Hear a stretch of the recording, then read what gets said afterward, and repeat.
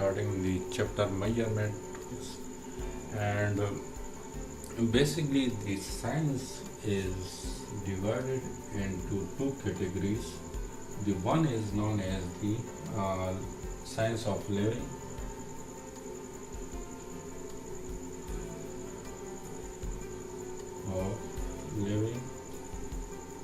The second category is the science of non-living. Science of non-living. So the science of living is related to biology. We study the science of living in biology, and the science of non-living is little physical quantity. And physical quantity, we study the physics, chemistry, etc. So today we start from the subject physics. So I want to define the physics. So physics is that branch of science which deal with the study of matter, energy, and their mutual relationship.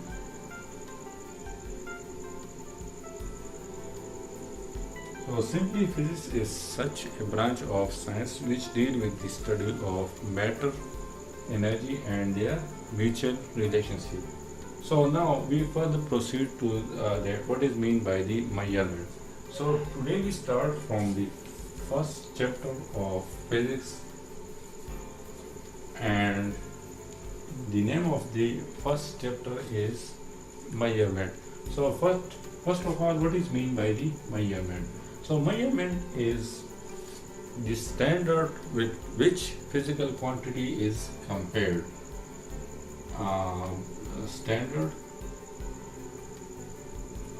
with which some physical quantity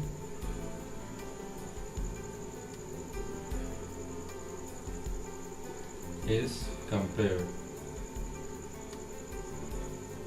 like 10 kilometer. So here the 10 is the physical quantity,